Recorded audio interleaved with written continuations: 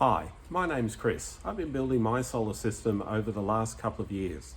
I started with just 10.8 kilowatts on a single phase setup, but since then I've upgraded to 3-phase and a total of 28.8 kilowatts of panels.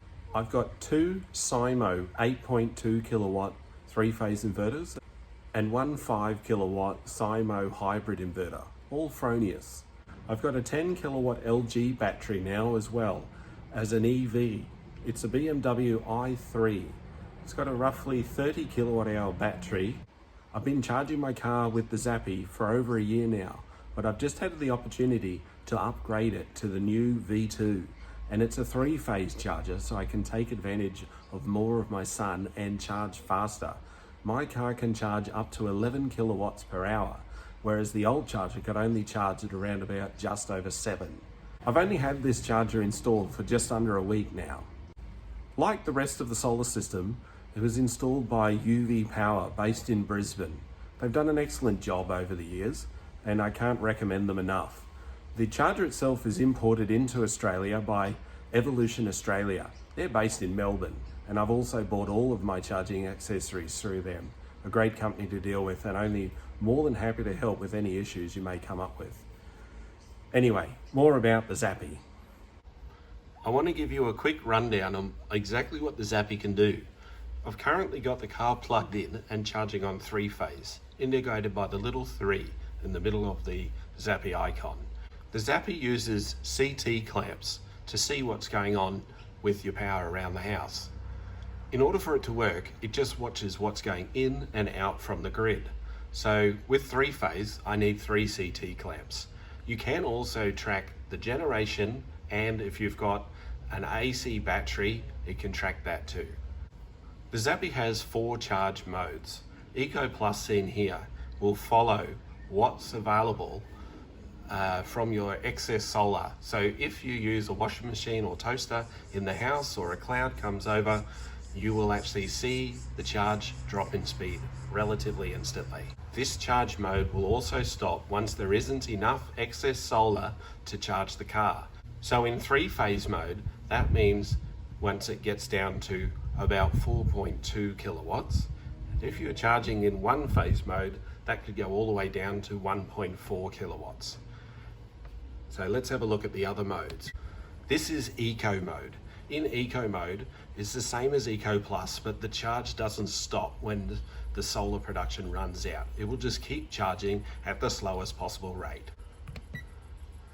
In Fast mode, the charger will just charge as fast as possible for your vehicle.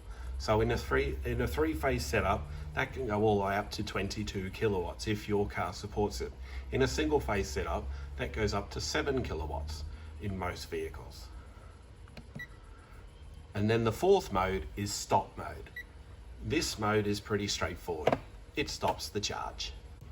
I'll run through a few options that you get in the menu. So in Eco settings, you can actually set the minimum green level. So if you have a smaller setup, you might actually want to charge partially from the grid. You can do that here. You can also set the delay when turning off. So again, if you didn't want it to turn on and off often on a cloudy day, you can increase that value.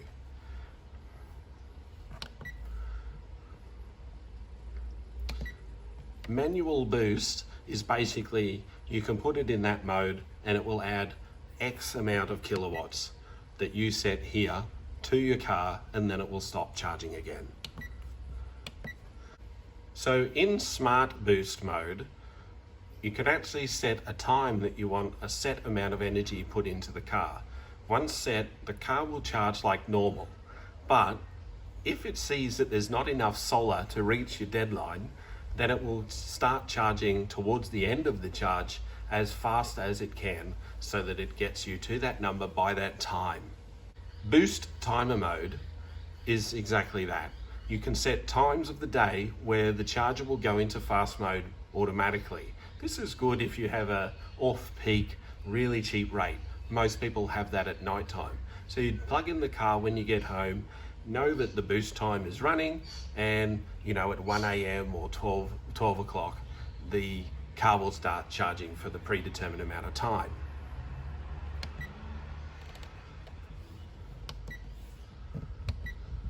Default mode is simply the way the system boots up. So if you lose the power, which mode will it start in once the power is back on? And then of course you can set Eco and Eco Plus mode to charge in either 3-phase or 1-phase. At the moment, it can't switch between the two, but in the future they're talking about adding that through firmware update. If we go into other settings and advance,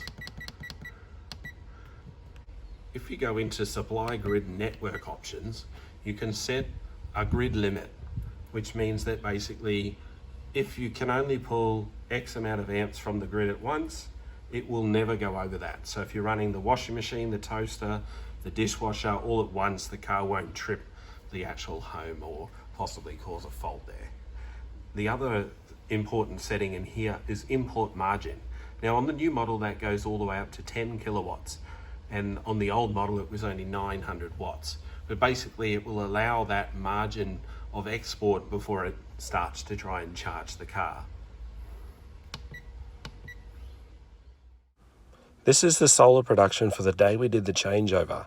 In the beginning of the day we were charging on the original V1 Zappi, and at the end of the day we're charging on the V2 Zappi. You can see the difference in speed quite easily.